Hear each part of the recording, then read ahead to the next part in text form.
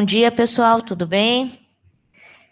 Então, é com muita alegria que eu quero convidar hoje o Dr. Jairo Reis, né, doutor em cardiologia pela FMUSP, especialista em cardiologia e geriatria pelo INCOR, MBA em gestão em saúde.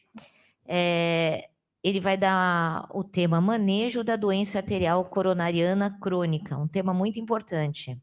Seja bem-vindo. Bom dia, obrigado pelo convite, uma alegria estar aqui, poder ver os amigos. Já faz um tempinho que eu não venho. Bom, essa aula, na verdade, a aula inteira vai ser de doença coronariana crônica estável. A gente, pelo próprio perfil do HU, pelo menos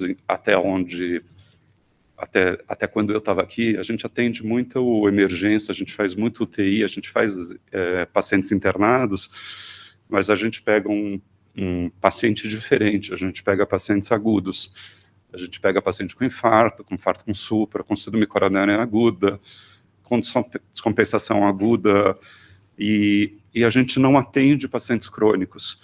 Então, a gente tem pouca vivência no paciente crônico, e a gente tem uma tendência natural de extrapolar o que a gente faz no agudo para o crônico. A gente vai ver que, em termos de risco, em termos de comportamento, o paciente crônico é um paciente diferente do que a gente está habituado a lidar. Então, vamos começar? Enquanto que no paciente agudo, e aqui é um diapositivo do infarto com supra, é uma corrida contra o tempo, né? O tempo está correndo e a gente tenta levar, quando a gente tiver disponibilidade, a gente tenta levar o nosso doente o mais rápido possível para o cateterismo, para a sala de hemodinâmica, no infarto com supra. Ou mesmo quando a gente tromboliza, como é o caso do HU, depois da trombólise a gente continua tendo a indicação de cateterismo. Então a indicação é a regra, né? O paciente vai para a mesa de hemodinâmica. A grande questão é com quanto tempo, que momento ele vai, mas que ele vai no infarto com supra. E no infarto sem supra, na grande maioria das vezes, com algumas exceções, seriam os pacientes de mais baixo risco, o paciente também vai para a hemodinâmica com muita frequência. Evidentemente, ele vai com menos pressa, né? A gente corre menos para levar, mas a gente acaba encaminhando, porque a grande maioria dos pacientes não é de baixo risco. Então, a hemodinâmica é a regra nos nossos doentes. Isso para o paciente agudo. Só que o paciente crônico é um paciente um pouquinho diferente disso. Então, se a gente for ver em azul, síndrome coronariana aguda sem supra, aqui embaixo, a gente tem o paciente coronariano estável. E o risco dele, o risco de morte, é muito menor. Ele se aproxima do risco de morte de um paciente de prevenção primária.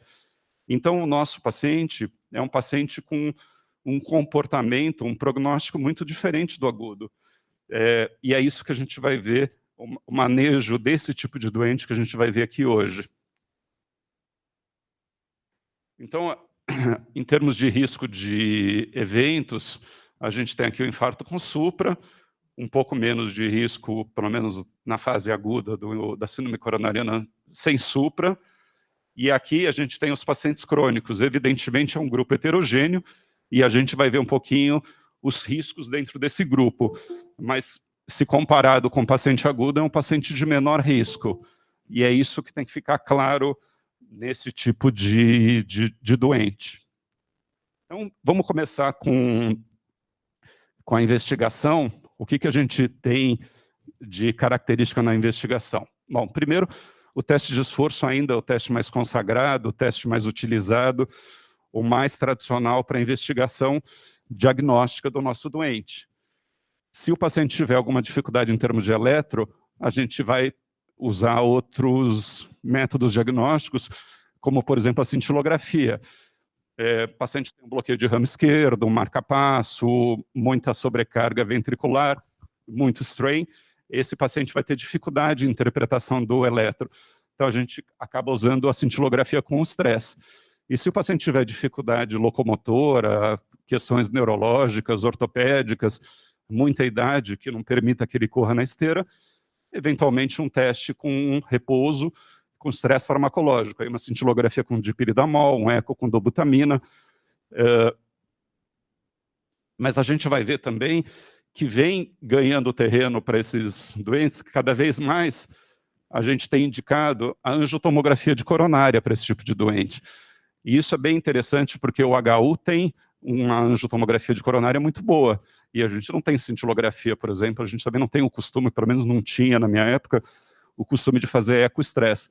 Então, isso é uma boa notícia para o perfil de pacientes daqui. Além da investigação, além de ser um exame diagnóstico, esses exames são também de estratificação. Então, não é só uma questão do exame ser positivo ou negativo, é uma questão de quanto positivo, e quanto mais positivo, maior o risco do doente. Então, é uma excelente forma de estratificar o risco. No ergométrico, por exemplo, a gente tem vários parâmetros que vão determinar o risco. Então, se o paciente tem uma isquemia, uma angina com 1 minuto de teste, ele é um paciente mais grave do que quem tem uma isquemia com 5 minutos. Ele tem um limiar para a isquemia, ele tem uma doença coronariana mais grave. Assim como se ele tiver um infra de ST de 3 milímetros, ele vai ter mais gravidade do que quem tem um infra de ST de 1 milímetro. Então, é um paciente mais grave. Então, a gente utiliza esses parâmetros para definir risco. A gente tem esse score de Duke, a gente consegue definir o risco de mortalidade anual. Então, se o paciente é um baixo risco, risco intermediário ou alto risco. Essa é uma das formas. Claro que se o paciente tiver uma hipotensão durante esforço, isso é uma característica de alto risco também. Mas é só para dar um exemplo que a gente consegue não só diagnosticar, mas estratificar o paciente pelo exame. A gente consegue definir o risco por esse tipo de exame. Isso também se estende para os outros exames. Eu não vou entrar em detalhes em todos os itens aqui, mas, por exemplo, se o paciente tiver uma cintilografia com muita isquemia na parede anterior e outras paredes associadas, ele tem mais risco. Se ele tiver uma isquemia na parede anterior extensa, ele tem mais risco. Se ele tiver só uma isquemia pequena na parede inferior, ele é um paciente de menos risco. Ou se na dobutamina ele fizer isquemia ou angina com baixa carga de dobutamina, obviamente ele tem mais risco do que quem faz com uma dose alta de dobutamina. Então a gente estratifica o nosso doente, não só diagnostica, mas a gente pode estratificar para poder definir conduta do paciente. Em relação à angiotomografia, a gente tem diversos estudos, esse é um deles, e que mostra que se você fizer uma estratégia com angiotomografia, o número de eventos é semelhante a se você fizer uma estratificação com exames funcionais. Então a gente tem pelo menos 4 exames mostrando os mesmos dados, que a angiotomografia é um teste eficaz e excelente como primeira opção para avaliação do nosso... E aqui, tudo que eu estou falando, a aula inteira, é para coronária crônica, tá? Mas, obviamente, se usa isso para coronária aguda também. Então, a angiotomografia é um excelente método diagnóstico e hoje é considerado o método de primeira linha, equivalente aos exames funcionais, e aqui comparado com cintilografia. Então, a angiotomografia, a taxa de eventos foi similar em relação aos pacientes que foram avaliados e diagnosticados pelos exames funcionais. Uma vantagem da angiotomografia é que ela diagnostica os pacientes que não têm lesões obstrutivas, o que podem não ser diagnosticados nos exames funcionais. Você pode não detectar isquemia num exame funcional, e na angiotomografia você vai detectar. E pelo menos metade dos pacientes tem eventos em lesões não obstrutivas. Então, a vantagem é que se a gente diagnostica essas lesões, a gente vai começar a tratar clinicamente, não por angiografia, não por stent, não por cirurgia, mas a gente vai começar a fazer intervenção medicamentosa, talvez mais intensa ou mais precoce do que a gente faria num paciente que fosse estratificado de outra forma.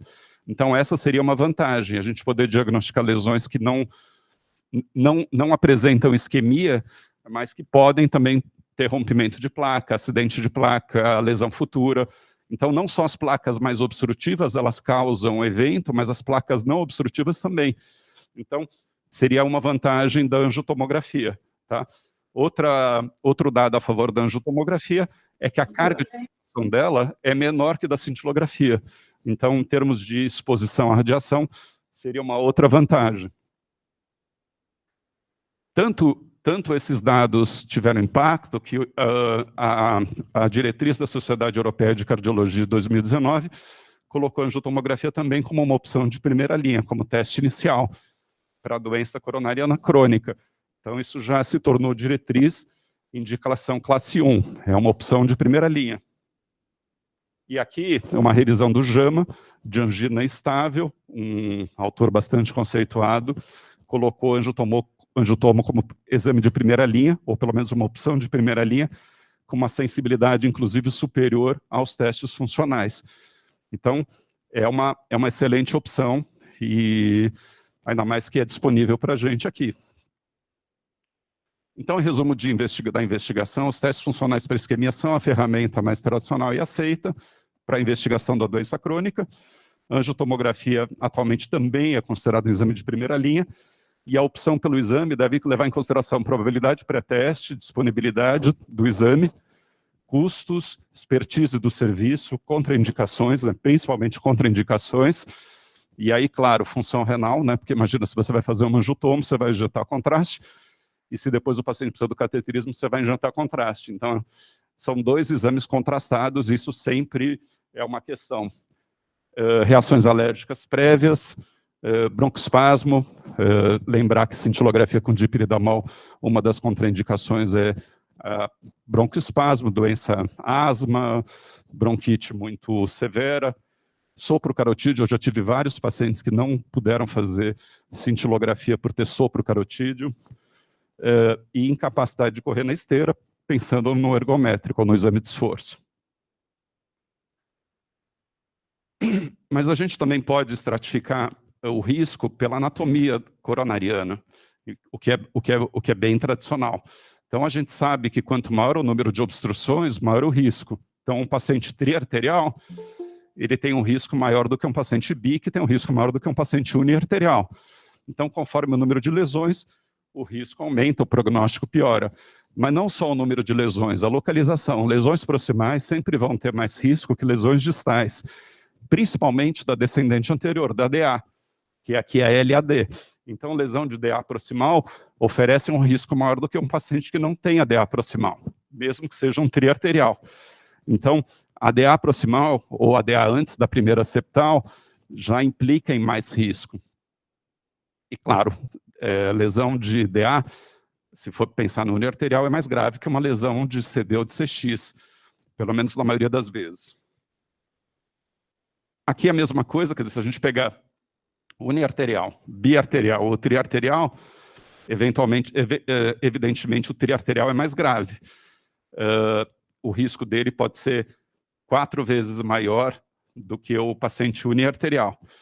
Mas o paciente mais grave é o paciente com lesão de tronco. Então, lesão de tronco isoladamente é o paciente mais grave se não for tratado por intervenção. Então, esse é o doente mais grave. Além do número de lesões e da presença de lesão de tronco, a gente pode ver aqui que a presença de disfunção ventricular é um importante fator prognóstico. Se o paciente for uniarterial com disfunção ventricular, ele tem 2 vezes mais risco do que o uniarterial com função ventricular preservada.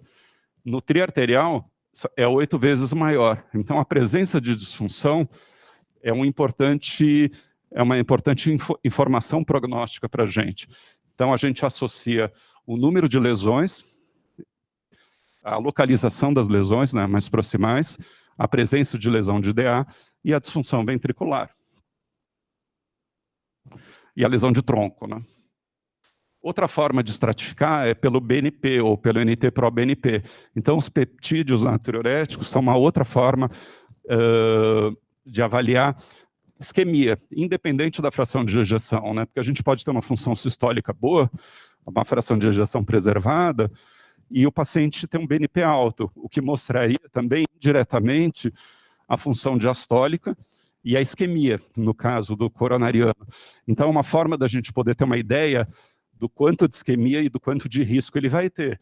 Quanto maior o BNP, maior o risco de eventos desse doente. Isso vale para o agudo, isso vale para o crônico. Então, o BNP é uma ferramenta boa para a insuficiência cardíaca, mas é uma ferramenta usada para a doença coronariana também. Em relação ao tratamento, a gente pode oferecer o tratamento para melhora de sobrevida ou para melhora de sintomas. São os dois objetivos possíveis. Componentes da prevenção secundária. Então, eu vou falar sobre cada um deles. Interrupção do tabagismo, controle da pressão, controle lipídico, atividade física, controle do peso, tratamento de diabetes e o tratamento farmacológico. Então, vamos falar um pouquinho sobre cada um deles. Em relação à atividade física, a gente pode ver aqui nesse estudo de 30 anos de follow-up, com 3.300 pacientes, em azul, pacientes que, quando entraram no estudo, eles não faziam atividade física, em laranja, quem fazia uma atividade física baixa, em cinza, quem fazia uma atividade física mais intensa. E mesmo os pacientes que eram sedentários no início do estudo, quando eles foram submetidos à atividade física mais importante, uma alta carga de exercício, eles se beneficiaram em termos de mortalidade. Obviamente, os pacientes que já faziam atividade física e continuaram fazendo muita atividade física foram os que mais se beneficiaram.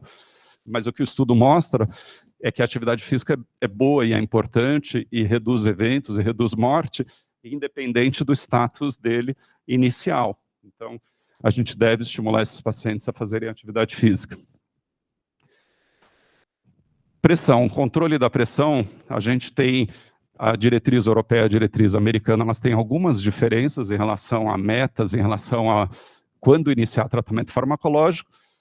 Aqui, um diapositivo da Sociedade Americana, em que a gente tem o diagnóstico de hipertensão acima de 13/8, mas a gente não entra com tratamento farmacológico obrigatoriamente para todo mundo que está acima de 13/8. A gente tende a entrar conforme o risco do doente. Então, se o paciente tem um risco mais baixo, tá, e a pressão está entre 130 e 140, entre 80 e 89, é permitido você fazer tratamento não farmacológico.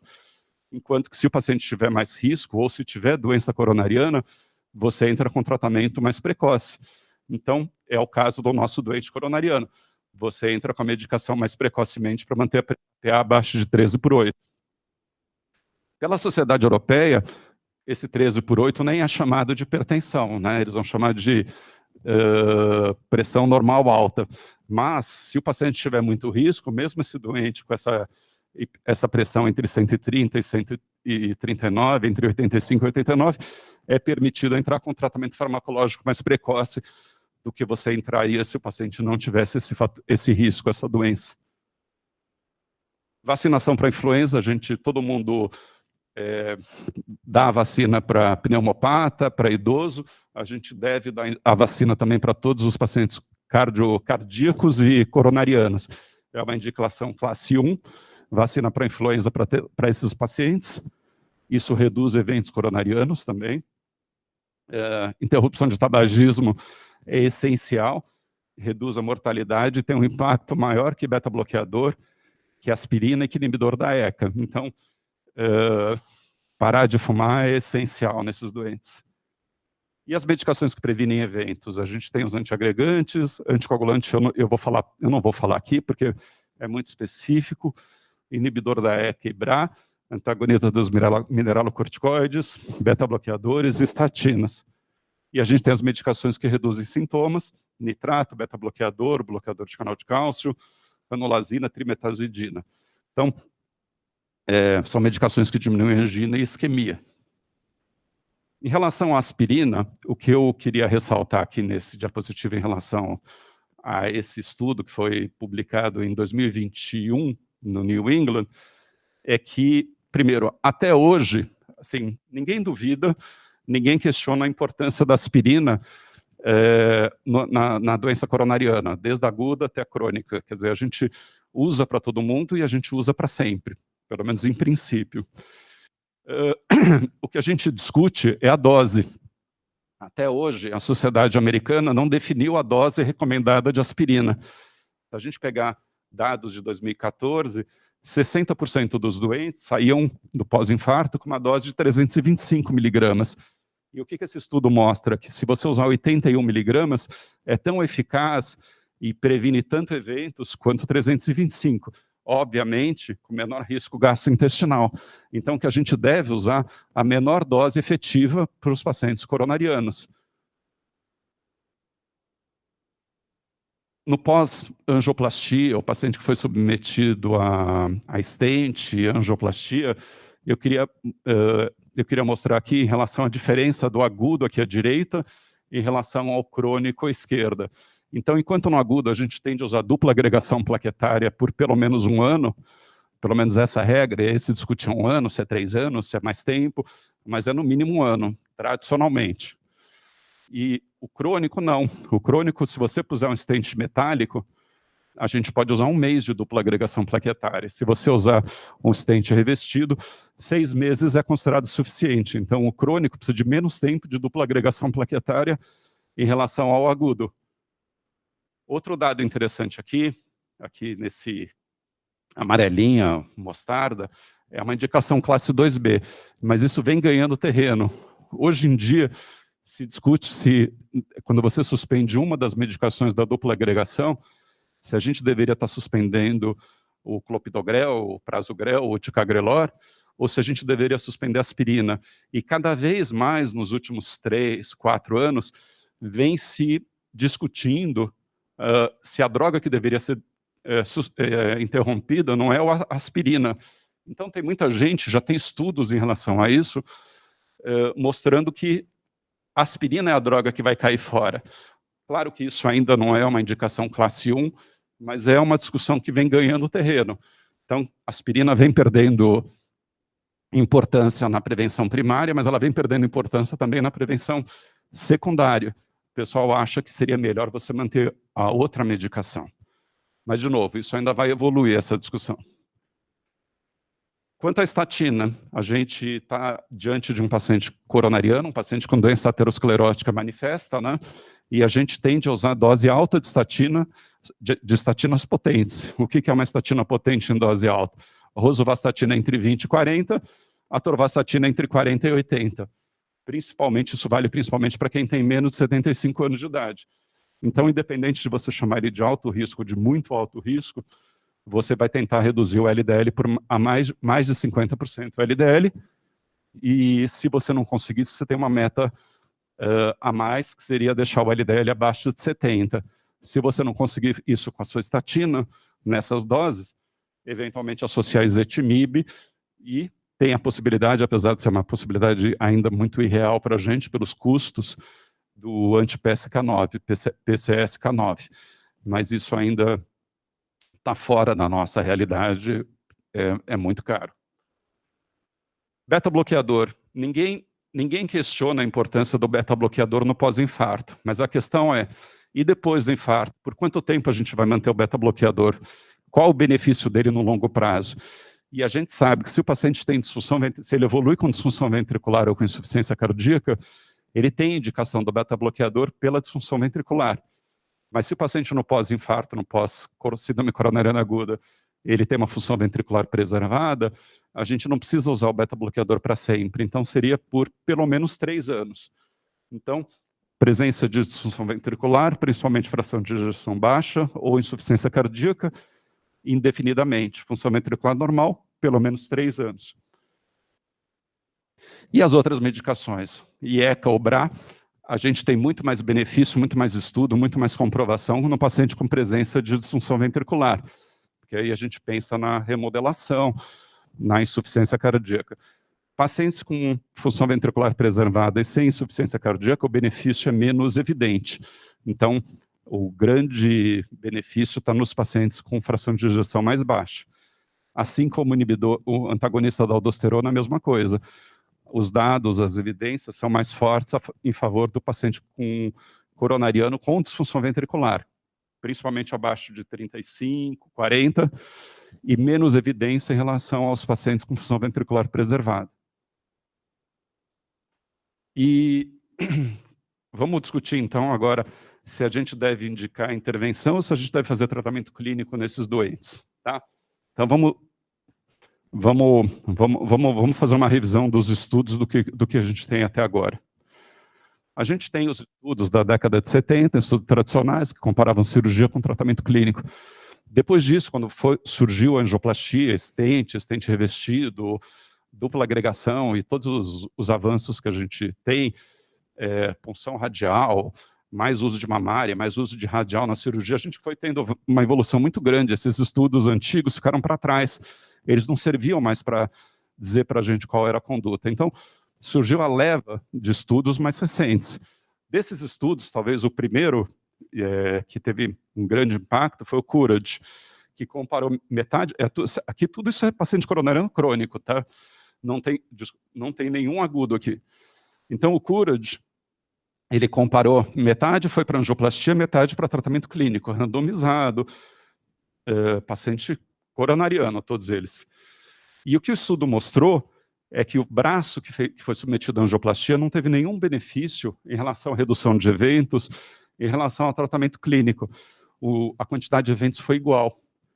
Então, não justificaria você submeter um paciente a uma angioplastia, porque o tratamento clínico ele é equivalente. Esse é o primeiro estudo. Tá? Aqui é um estudo, o estudo MAS-2, é um estudo feito no INCOR, pelo Vadi. Eu pude participar 2 anos desse estudo, quando eu terminei a residência. E esse estudo, na verdade, eram 3 braços: tratamento clínico, angioplastia e cirurgia. E, comparativamente, os 3 braços, coronariano estável, crônico, nos 3 braços não houve diferença de mortalidade em 10 anos. Tá?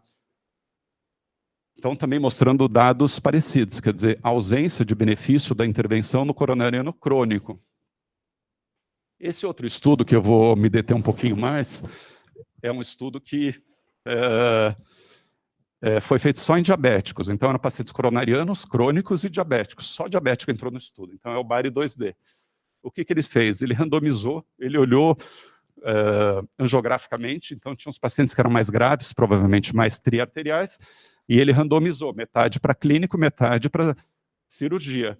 E os pacientes que eles consideravam estratos menos graves, status angioplastia, ele também randomizou para angioplastia ou para tratamento clínico. Aí, como é que ele analisou? Ele pegou o tratamento clínico aqui e aqui, juntou, virou um tratamento clínico, e ele juntou a intervenção daqui com a intervenção daqui e analisou. Então, comparou o tratamento clínico com o tratamento revascularização. Tá? E o que ele mostrou é que não houve também benefício aqui só coronariano diabético, quer dizer, um paciente teoricamente grave, né? Ele não mostrou benefício na intervenção do paciente intervenção versus tratamento clínico. Então, 3 estudos mostrando dados parecidos, quer dizer, aonde estaria o benefício da intervenção no nosso paciente coronariano? Para que submeter o paciente a uma intervenção se isso não está trazendo benefício em relação ao tratamento clínico otimizado? Então, foram questões que foram surgindo. Mas conforme o avanço da medicina, da hemodinâmica foi acontecendo, aí fala, não, mas tudo bem, mas não é para ver qualquer coronariano. Vamos olhar o coronariano que tenha repercussão fisiológica. Então surgiu a avaliação pelo FFR, pelo IFR, que são formas de analisar diferença de fluxo, de pressão na lesão. Então é uma forma de você avaliar se essa lesão tem impacto em termos fisiológicos, se é uma lesão fisiologicamente importante, com repercussão. Então, e vários estudos pequenos, inclusive estudos grandes, mostraram, pelo menos inicialmente, que os pacientes que tinham um FFR alterado, e aqui está um pouquinho quais são os parâmetros de alteração, então os pacientes que tinham mais gradiente de pressão na lesão, eram pacientes que se beneficiavam mais da angioplastia em relação ao tratamento clínico. Então, que o FFR talvez pudesse discriminar quem eram os pacientes que deveriam ou não deveriam ser submetidos à angioplastia. E esse estudo aqui, o FAME2, que talvez seja o estudo mais famoso, com 2 anos ele mostrou uma diferença muito grande em relação a favor da angioplastia. Mas esse estudo aqui já é o segmento com 5 anos. Com 5 anos, você, tudo bem, aqui quando você olha a curva, você tem uma diferença. Mas essa diferença é principalmente em relação à revascularização de urgência. Quando você vai olhar mortalidade ou infarto, você não tem benefício. Então, a angioplastia, mesmo usando o FFR, você não consegue mostrar benefício em mortalidade ou em redução de infarto. Então, outro estudo que mostra coisas parecidas. Agora, lógico, se você levar em consideração revascularização de urgência, os eventos combinados vão ter alguma diferença estatística. Então, mas em relação a esses estudos que eu apresentei, qual é a grande crítica? A grande crítica é que você sabia a angiografia, você tinha conhecimento da anatomia coronariana antes de randomizar, e na hora que você ia tratar, você sabia quem era o doente. Então, você tinha um viés aí, né? Pelo conhecimento da anatomia, você tinha não só um viés de seleção, como você eventualmente acabava excluindo os pacientes mais graves, de mais alto risco. E você dava uma preferência para a inclusão dos pacientes com menos isquemia. Então, isso sempre foi uma crítica a esses estudos. Só que aí se fez um desenho de estudo que tentava evitar esse tipo de limitação, esse tipo de crítica. E esse é o estudo. Então, o Ischemia, que foi apresentado em 2019, ele fez uma coisa diferente. O que ele fez? Ele precisava saber o padrão angiográfico, até para poder excluir quem não tinha lesão, quem tinha lesão de tronco, e para poder incluir pacientes que tinham lesão obstrutiva, né? Senão você ia incluir pacientes sem lesão, eventualmente. Então, só que isso era cego para quem randomizava e era cego para quem acompanhava. Então, você não tinha essa influência do conhecimento da anatomia para poder tratar o paciente. Então, essa talvez seja a grande diferença. E aí você randomizou os pacientes para tratamento intervencionista, que poderia ser tanto cirurgia em 25% deles, ou angioplastia em 75% deles, e tratamento conservador. Então, você randomizou e você acompanhou por 3 anos e meio. O que aconteceu? Só em termos de... todo mundo tinha isquemia de moderada para severa. Eu vou mostrar o padrão angiográfico deles daqui a pouquinho. Critério de exclusão eram pacientes com disfunção ventricular importante, pacientes coronarianos agudos também não podiam entrar, lesão de tronco também era um critério de exclusão, mas você tinha que ter pelo menos uma lesão acima de 70%. E você tinha 3/4 deles bi ou triarteriais, tá? A maioria dos pacientes com lesão de DA.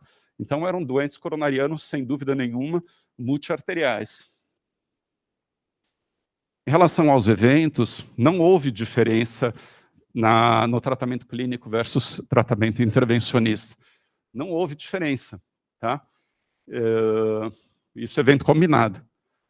Mortalidade, então, é exatamente igual, é idêntico, né? A gente não vai conseguir mostrar nenhum benefício da intervenção em relação ao tratamento conservador.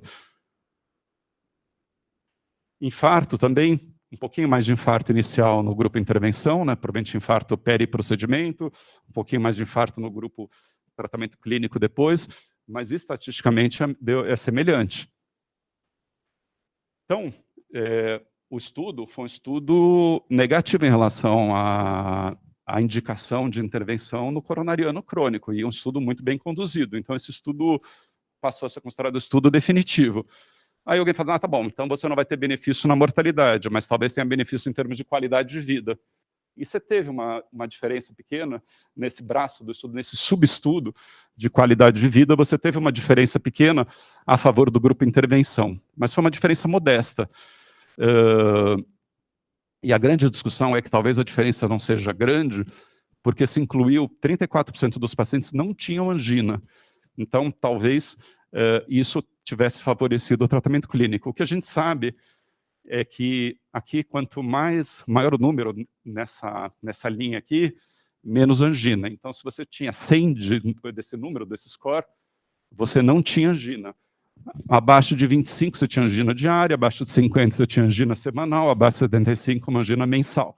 Então, quanto maior a presença de angina, quanto maior a frequência da angina, maior o benefício do paciente se livrar da angina. Parece uma coisa óbvia, mas você conseguiu mostrar objetivamente que os pacientes que se beneficiavam, e aí não é em termos de mortalidade, é em termos de qualidade de vida, eram os pacientes sintomáticos. Então, mais uma evidência que você não deveria tratar o paciente assintomático coronariano, que você não vai conseguir mostrar benefício de nenhuma forma, nem reduzir evento, nem qualidade de vida.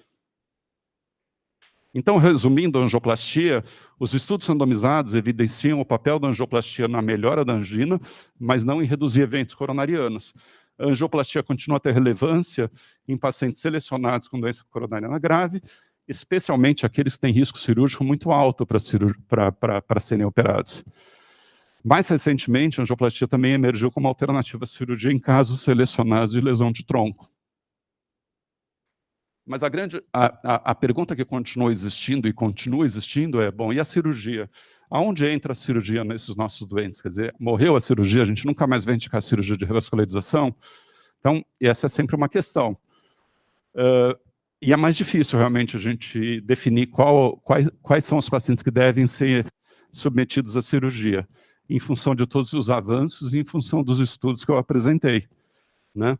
E porque, claro, que a cirurgia tem um papel nos pacientes que foram excluídos dos trials. Em todos os trials, seja no BARI, seja no MAS, seja no CURAD, seja no isquímia, paciente com lesão de tronco com disfunção ventricular importante, eles eram excluídos. E por que eles eram excluídos? Porque, obviamente, eles eram mais graves, então eles não iam se dar bem no tratamento clínico. Então, o paciente com lesão de tronco ou disfunção ventricular nem foi incluído, porque não se considerou ético você tratar clinicamente esse tipo de doente. Então, essa é a primeira informação. Em relação ao BARI2D, eu vou voltar um pouquinho no desenho, só para mostrar uma coisa interessante. Se a gente não pegar e juntar a intervenção do grupo cirurgia, da intervenção do grupo que era estratos menos grave, se você analisar isoladamente cada braço e comparar angioplastia com tratamento clínico, você realmente não mostra benefício, o que é uma informação compatível com o que a gente já tinha visto anteriormente. Então, na angioplastia, realmente, você não mostra benefício em relação a tratar clinicamente. Mas se você pegar só o grupo mais grave, mais triarterial, você consegue mostrar um benefício da cirurgia em relação ao tratamento clínico. Então, talvez conforme a gravidade do doente, conforme o número de lesões, você consegue selecionar alguns que tenham um benefício da cirurgia. De novo, no isquímia, só reforçando que foi excluído pacientes com fração de ejeção baixa e com lesão de tronco, né? Obviamente, porque esses pacientes não devem ser tratados clinicamente. Mas só para mostrar aqui para vocês, quer dizer, se a gente pega um triarterial, o triarterial não é um grupo homogêneo, né? Você tem triarteriais e triarteriais. Então, você pode pegar um triarterial com lesões proximais, localizadas, bonitinhas, não pega bifurcação, não tem muita curvatura, não tem muito cálcio, então angiograficamente você tem alguns parâmetros para poder analisar isso. Mas você pode pegar um paciente triarterial que tem a lesão de tronco, oclusão total, bifurcação e outras complicações angiográficas. Então, é diferente você tratar esse triarterial e você tratar esse triarterial. Então, obviamente, a opção do tratamento vai mudar conforme o paciente.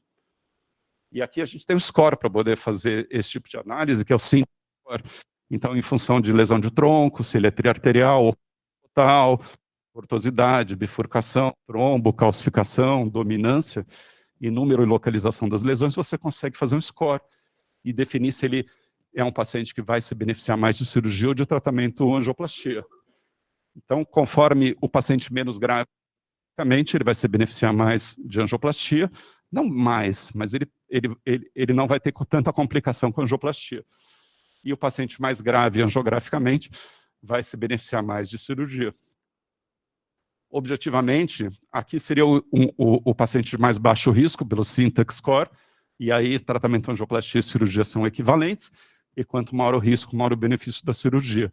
Então, a angiografia pode ajudar um pouco a determinar se esse paciente é um paciente mais cirúrgico. Eu falei que os estudos excluíram quem tinha disfunção ventricular. E aqui eu vou mostrar quem tem disfunção ventricular importante. Então, conforme a disfunção ventricular, o paciente multiarterial com disfunção ventricular, ele é classe 1, pacientes com fração de ejeção abaixo de 35%. Então, quanto maior a disfunção ventricular, mais forte é o nível de evidência que ele deve ser operado. Tá? Entre 35% e 50% de disfunção de fração de ejeção é uma indicação classe 2A. Então, também tem indicação, mas é uma indicação menos forte do que a indicação classe 1 do paciente com fração de ejeção abaixo de 35%. Então, resumindo isso tudo, o que a gente tem aqui? Você pode indicar por sintomas e você pode indicar para alteração, para melhora de sobrevida. Em termos de alteração de sobrevida, lesão de tronco você tende a tratar por cirurgia, em verde. Mas você tem a opção da angioplastia em casos selecionados com uma indicação 2A. Se não tiver lesão de tronco, ele for multiarterial, paciente, quanto pior a fração de ejeção, mais forte a indicação da cirurgia. Então, aqui, o paciente com fração de ejeção abaixo de 35%. Aqui, o paciente com fração de ejeção entre 35% e 50%, uma indicação também, mas uma indicação um pouco... uma indicação 2A. E aí entra os pacientes com função ventricular preservada, que é uma outra briga, e é uma indicação 2B. Então, é uma indicação menos consensual. Tanto que, se a gente pega as diretrizes mais antigas de cardiologia, triarterial era classe 1. De 2021 para cá, o triarterial virou classe 2B. Obviamente, eu estou falando do triarterial com função ventricular preservada, né? E aqui eu reproduzi sem mudar nada o que está escrito na diretriz, tá? Só para mostrar um pouquinho como deve ter sido a briga lá, né? Porque você imagina um grupo onde você estava discutindo se você ia fazer angioplastia, cirurgia ou clínico, em que você tinha cirurgiões, hemodinamicistas e clínicos, né? Então imagina como deve ter sido tensa a discussão. Então, após várias horas, muitas horas de deliberação, o comitê concluiu que indicar a cirurgia e a estratégia como estratégia de revascularização contra o tratamento médico pode ser razoável, entre aspas, para melhorar a sobrevida no triarterial, tá? Estável, né? E isso virou indicação 2B. Então, é uma indicação, vamos colocar, individualizada. E a gente também pode analisar o risco cirúrgico por parâmetros clínicos, não só por parâmetros angiográficos, né? Porque eu mostrei o Syntax é um parâmetro mais angiográfico. Esse é um parâmetro clínico, e acho que o parâmetro clínico, inclusive, tem mais importância, mais peso para prever complicações pós-operatórias.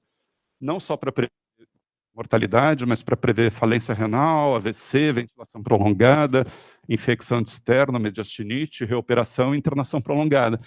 Então, esse score de risco que tem em calculadora, online e tal, ele é considerado, você fazer esse tipo de cálculo, a indicação classe 1, até para poder informar a família sobre o risco que o paciente vai correr quando ele for operado, se ele for operado. Em cima de tudo que foi apresentado, a gente pode ver que a taxa ao longo do tempo, a taxa de indicação de angioplastia e de cirurgia vem caindo, né? Porque o benefício desses procedimentos vem se mostrando cada vez menores, né? Ou não tão evidentes como a gente acreditava antes, né? E esses dados são antes do isquímia, né? Imagina como vai vir isso depois que tiver o impacto do estudo do isquímia que foi apresentado em 2019, porque esses dados são até 2016. Então, em resumo, em relação à cirurgia, a cirurgia de revascularização do miocárdio, com o objetivo de aumento de sobrevida, é indicada principalmente em pacientes com lesão de tronco de coronária esquerda e em triarteriais com disfunção ventricular importante. Em pacientes multiarteriais com função ventricular preservada, a sua indicação é caso a caso, tem que ser individualizado. A doença coronariana, então, tem um comportamento estável, uma baixa mortalidade. Individualizar tratamento em função dos sintomas, se deve individualizar o tratamento em função de isquemia, comorbidades, expectativa de vida, função ventricular e vontade da família e do paciente. Então é isso.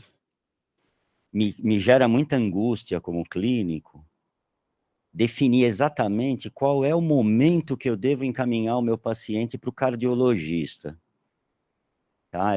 Doença coronária crônica é uma entidade clínica, né? A gente trabalha com o sintoma do paciente.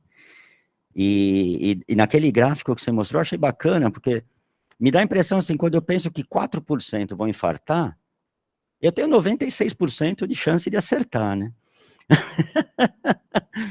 Numa primeira impressão, né? A gente sabe que não é verdade. Mas ali tem uma grande quantidade de somatização, de pacientes que dificultam o nosso diagnóstico, né? Eu sou do tempo que existia o Somalion, o Guido deve lembrar, né? Não é da sua época, né? É. Foi um grande avanço no controle da doença coronariana, né? Que nem o AS, né? Que surgiu em 87, né? Antes nem AS a gente tinha, né, Guido? Muito bom. Então, essa perguntinha básica, assim, né? Ajuda eu a resolver que momento escolher para mandar para o seu, meu paciente. Alô? Bom, varia um pouco conforme, acho que talvez conforme os sintomas, conforme o grau de isquemia, né? E acho que conforme a função ventricular. Você vai conseguir definir bem o risco, pelo menos você vai... é um paciente que vai ter que ser avaliado com mais calma, né? E, eventualmente, obviamente, se tiver lesão de tronco, aí você encaminha rápido. Mas se você angiograficamente, pelo angiotomo, já tiver essas informações, ele é um triarterial, ele era uma lesão de tronco, ele tem muitos sintomas ou muita isquemia, e principalmente função ventricular ruim, esse é um paciente que tem que ser encaminhado logo. Agora, se ele é uniarterial, com função ventricular normal e oligosintomático, esse paciente pode ser acompanhado clinicamente, vai muito bem. Entre esse uniarterial e o triarterial, aí você vai ter que analisar, mas de uma forma geral, é uma minoria dos pacientes que vai precisar de intervenção, né? Queria fazer uma pergunta em relação à questão da antiagregação da profilaxia primária. Porque, assim, a gente, né, do que eu li, estudei recentemente, eu não vi nada que consiga comprovar que traz algum benefício. Só que eu imagino que a gente olhando e falar, fiz uma angiotomo de coronária e vejo um cara todo lá, triarterial, não sei o quê. Você não vai dar isso para esse cara, dá um coça, gente, né, para querer dar um AS. Como que é isso? Então, é difícil. É o que eu consigo dizer. Por quê? Porque a gente vai chamar esse paciente de prevenção primária. Acho que essa é a primeira dificuldade, né, Carla? Então, o que eu acho, assim, isso é só um achômetro, tá?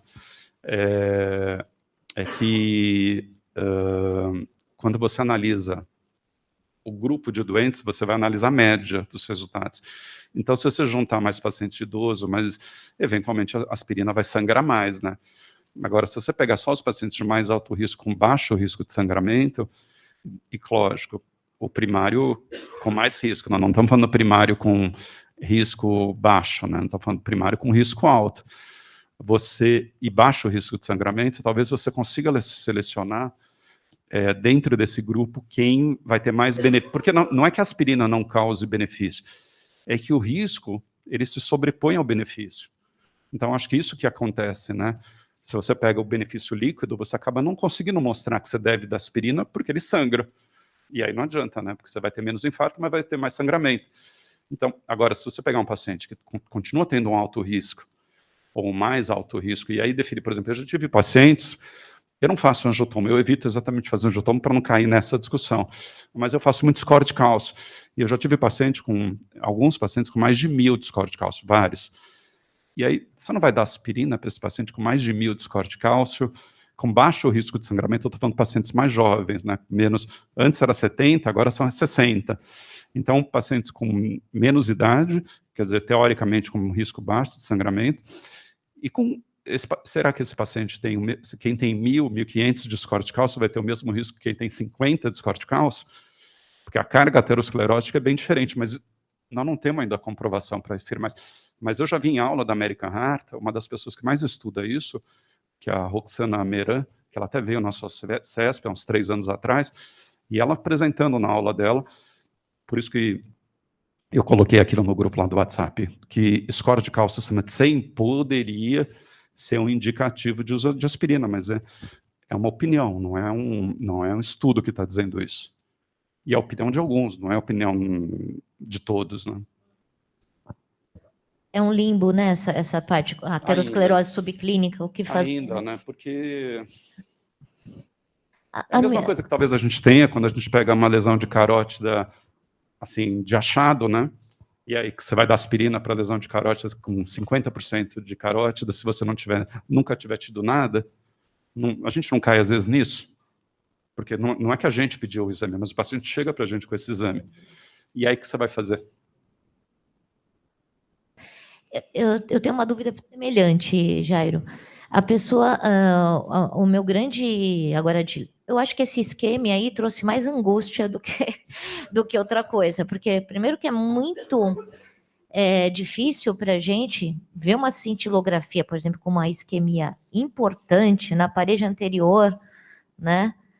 E e fazer tratamento clínico, né? Porque a gente aprendeu que isquemia traz disfunção, né? Então, isso é uma angústia. Mas a outra angústia que eu tenho é, se você tem um paciente de alto risco cardiovascular, né? E que você, por exemplo, um diabético de alto risco, que você já supõe que ele tenha doença aterosclerótica, né? Pela diretriz, esse paciente, a gente estratifica ele. Esse é o meu, se isso tem benefício mesmo. Eu tenho estratificado, mas eu já ando pensando, depois desse estudo isquemia, não sei se eu estou fazendo a coisa certa. Então, assintomático, né? Assintomático. Eu acho que a grande questão é o seguinte, eles responderam isso quando eles apresentaram a isquemia, porque surgiu essa pergunta, né?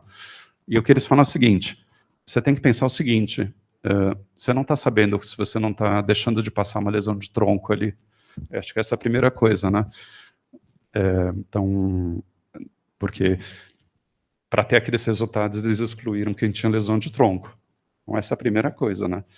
Então, talvez estratificar. E aí vem a questão, tá bom, então a gente deve fazer uma angiotomo, a gente tem esses pacientes, você deve fazer uma angiotomo para tirar da frente quem deveria estar sendo operado, e a lesão de tronco seria a primeira indicação.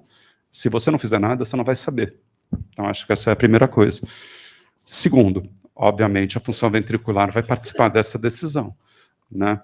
Mas se não for esses doentes, e ele for principalmente assintomático, talvez você devesse seguir nesse caminho. Estratificar, né? Não. É que, na verdade, como é que você vai saber se ele tem lesão se você não fizer nenhum tipo de exame, né? Então, eu acho que se você tiver muita isquemia na estratificação, vale a pena fazer algum exame não invasivo, tipo um angiotomo, para não deixar passar esses pacientes. Então, eu acho que a estratificação ainda continua valendo, né? Mas, lógico, vai ter gente que vai dizer, não, vamos tratar clinicamente, que vai ser tão bom quanto... Se a gente não vai operar, para que estratificar, né? Então, tem essa discussão tá bem forte. Obrigadão.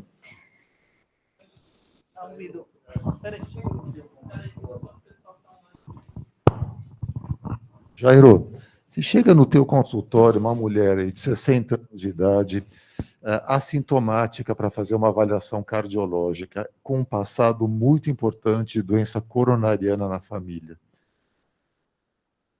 o que você faz?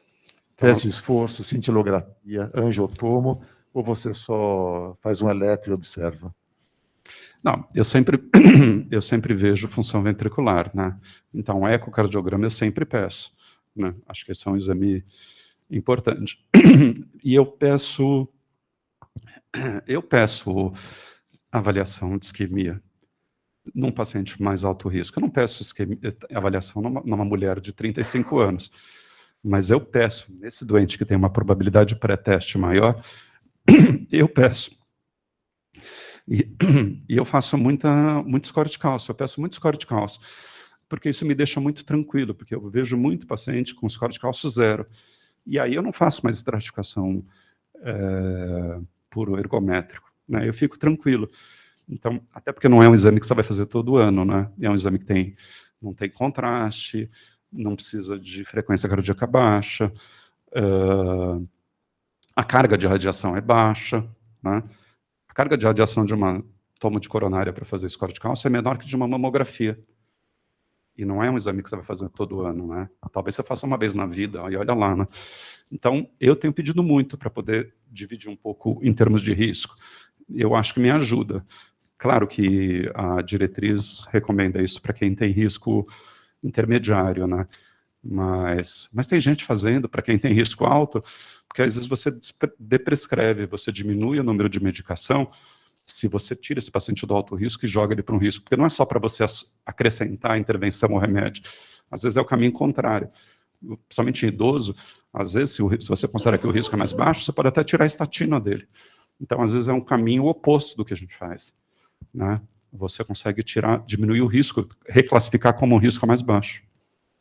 Então, se ele tem um score de cálcio de 1000 e pouco, ou nenhuma isquemia, eu sigo no tratamento clínico. Eu paro por aí.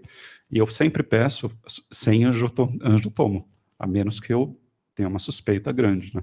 Ou que a isquemia seja mais importante, né?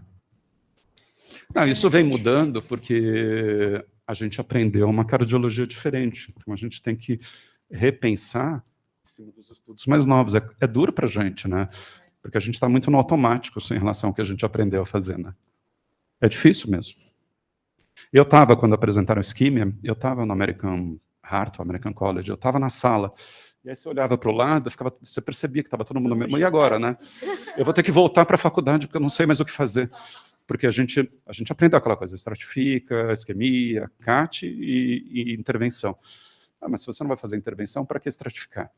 Então, fica todo mundo, mas o que eu faço agora, né? Eu saí com essa sensação da sala, né? Depois do eletro, o que a gente faz?